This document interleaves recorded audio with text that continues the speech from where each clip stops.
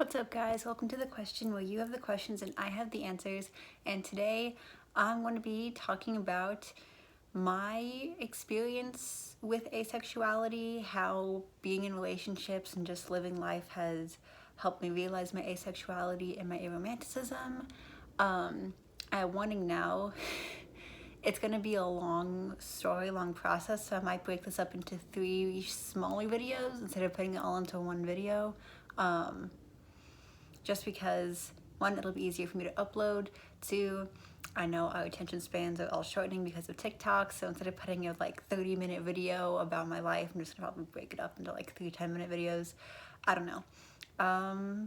Yeah, so here we are. So to start off, I first realized I was asexual. I didn't know what asexuality was, but when I was 13, I don't remember why I was thinking about it. I think because some guys in my middle school were talking about French kissing and stuff, because at that point, the idea of sex and intimacy is starting to become more of a discussion topic. Not in a way that really matters to anybody, but people are starting to talk about it. I don't know if you've ever seen the show Big Mouth. I think that starts when they're 12. So we're all starting to actually come into puberty and whatever. I remember I was walking to class and I was just I made a promise to myself that I would never French kiss anybody and I would never have sex because it was just disgusting. I thought it was disgusting. I still find it disgusting, but I made that promise without really thinking about the implications.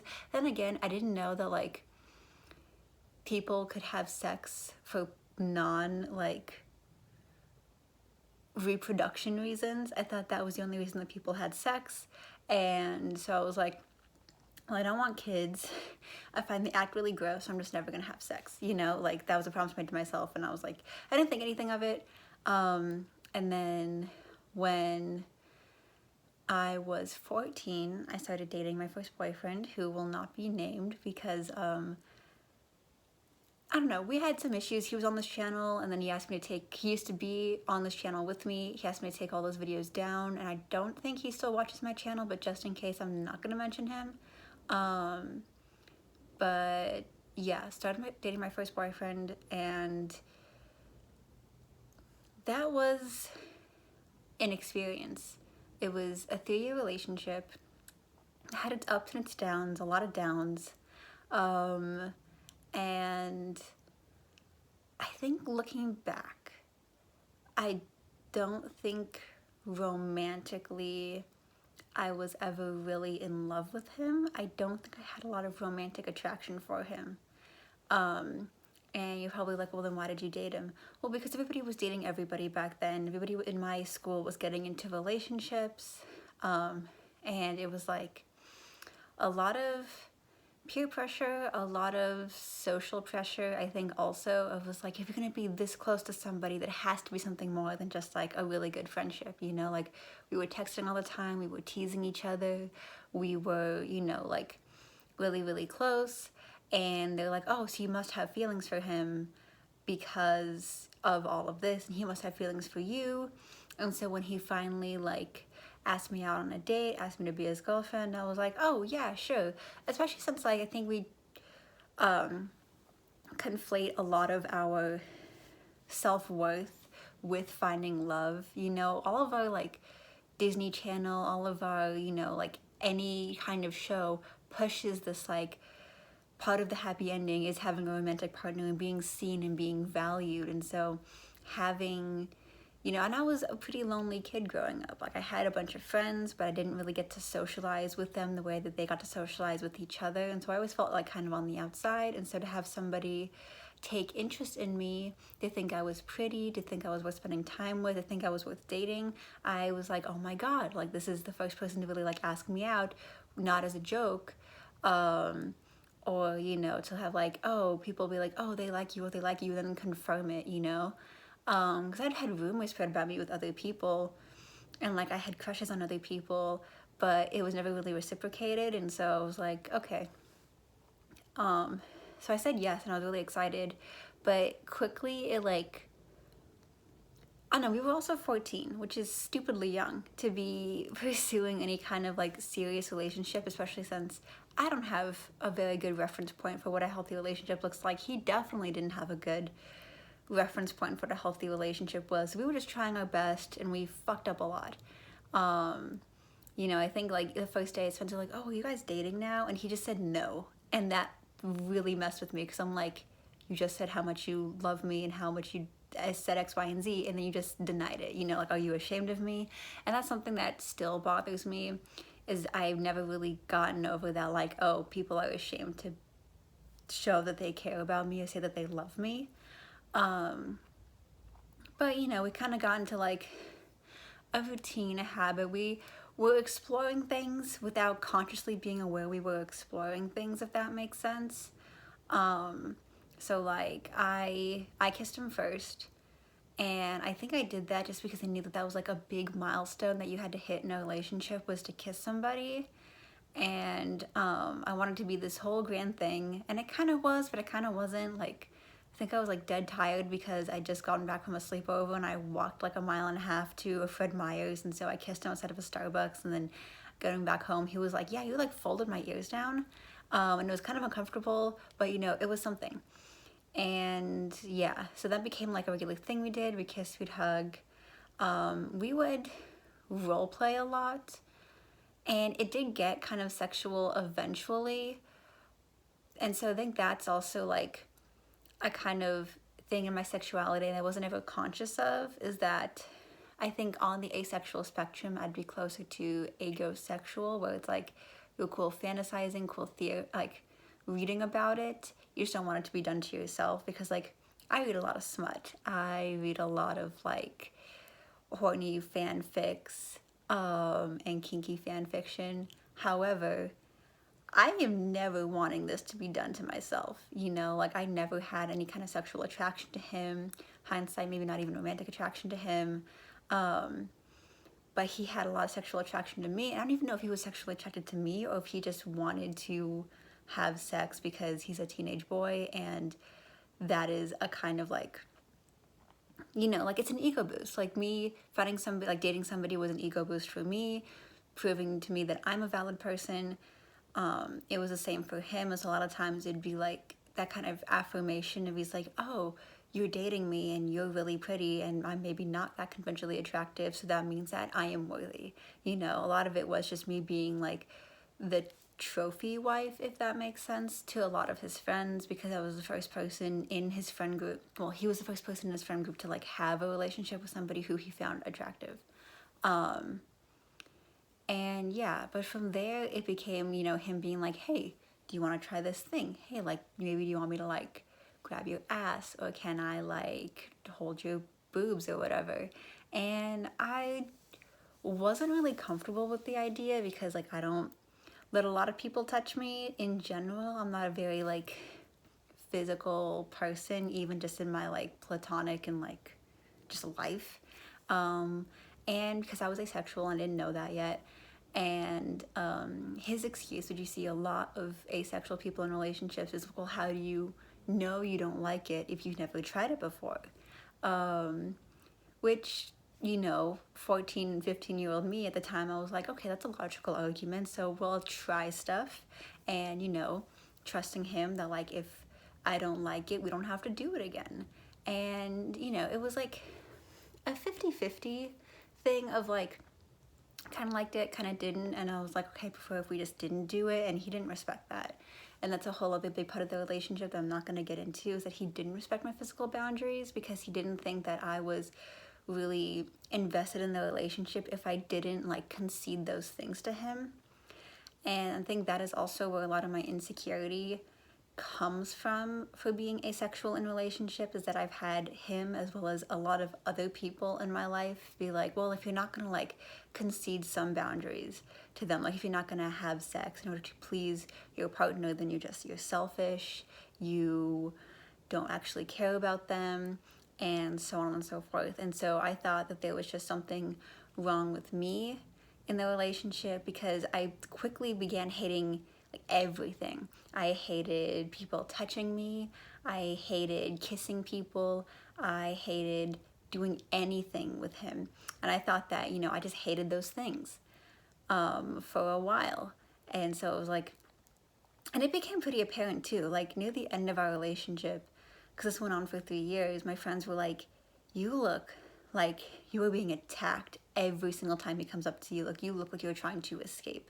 You hated it. And I thought that this was all like me. And I remember when I did finally, when I was 15, learn what asexuality was. I didn't know what aromanticism was at the time. That came later. When I finally figured out what asexuality was, I felt so seen and so valid, because I'd been questioning my sexuality that entire school year. First I thought I was bisexual, and then pansexual, which I still identify as those things, but it's like I'm asexual first and foremost, and the very slim chance I actually feel any kind of romantic attraction, it's to anybody regardless of gender.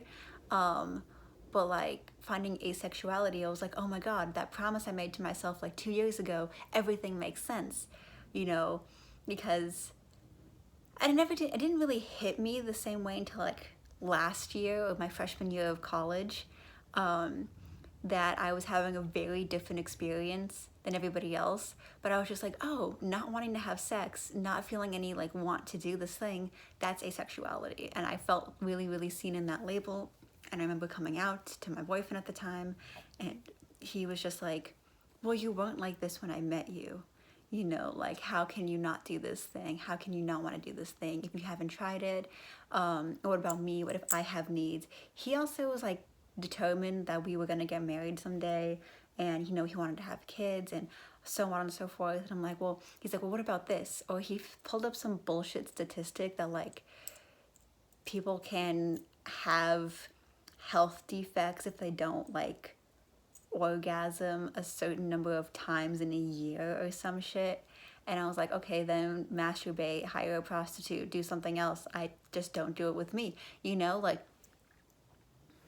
But that became like a big issue, and I didn't want to leave because I was so ingrained. It was so ingrained in me that it was my fault, that I was the issue in the relationship because I was asexual, because I wasn't affectionate enough.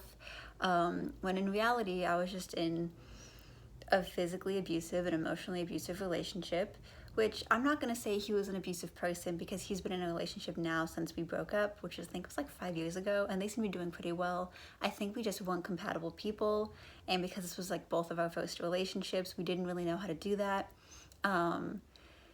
But, it's a learning curve, especially when you're dealing with queer people, and he, cis, straight, white man, and me being a non-binary, asexual, aromantic, pan, bi being, we didn't know what to do. We're trying to figure things out and then act as though we'd already figured it out, and it just didn't work out. And what finally got me to end the relationship was my friends convincing me to dump him, because I had a panic attack, because he was becoming really violent towards my friends, because he was really jealous of them. And that was just like, they're like, this is not okay behavior. You cannot put up with this. Like, you're having panic attacks just thinking about talking to him. That's not a relationship. You need to end this.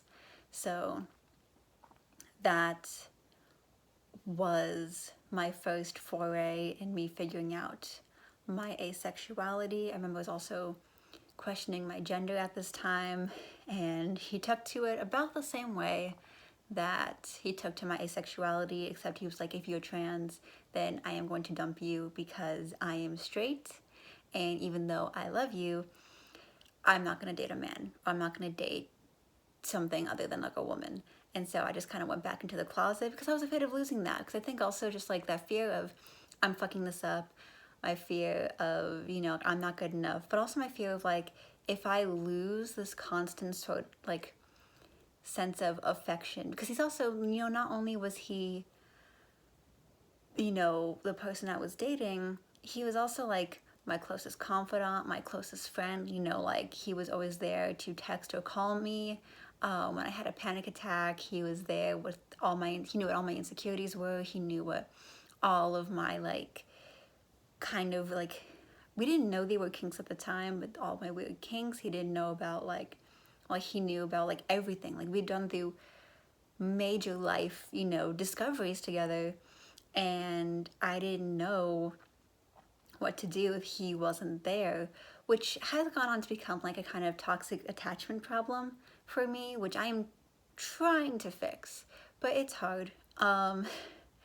When you have all of this insecurity in you, especially when you're so, like, you believe that it's such an ingrained part of you. And from there, I broke up with him, immediately got into like a different relationship with somebody who was I thought would be way more open with me. Definitely didn't pressure me into doing anything like my first boyfriend did. And he said he was completely fine, with me being asexual. He said he was completely fine with this. And I'm still not entirely sure if I was romantically attracted to him, or if I just liked the fact that he was nicer to me than the last guy was. I do really miss him. He was really nice, really fun, really kind and caring person, and I did enjoy my time with him, even though it only lasted for 6 months. I think all of this is just to say that I didn't really feel romantic attraction. I just felt I wanted a friend. I wanted a close connection, somebody who would see me and accept me, and someone I could be myself around, because as I said, I didn't have a lot of that like friendship, close experiences growing up, because I was kind of isolated, I was kind of lonely, I wasn't allowed to do a lot of like social things outside of like standard clubs and sports and stuff. And so having, go through a relationship, being allowed to go over to somebody's house, being allowed to like text and have that like social bit of like being really open, was really nice. However, thinking about it, since that first guy, I've been really, really closed off physically. And, like I tried kissing this other guy, tried being physically close with him, and it just wasn't the same. And so once again, I thought that like kissing is overrated. I hate this. I hate physical contact, like that's just who I am. And then, this guy who supposedly really accepted me for being asexual, it later became an issue that I didn't want to have sex with him. And that kind of just like ended the relationship there. And like we tried, because none of us really knew what to do without being in a relationship. But ultimately it ended over the pandemic, because I needed to figure out who I was by myself, and I need to figure out like being asexual and being non-binary, and I wasn't going to do that with people who weren't going to accept me and weren't going to even try and like respect my position and my self, me, and that's where I'm going to leave this video off, is those first 2 relationships. And I think the next video is going to be my next 2 relationships, and then last video will be my current QPR type thing. So I hope that was not as depressing as it sounded talking about it, but I hope this was helpful, and that people can feel like they related to it, kind of. Yeah, so that being said, thanks for watching. So long, and thanks for all the fish. Be excellent to each other, and party on, dudes.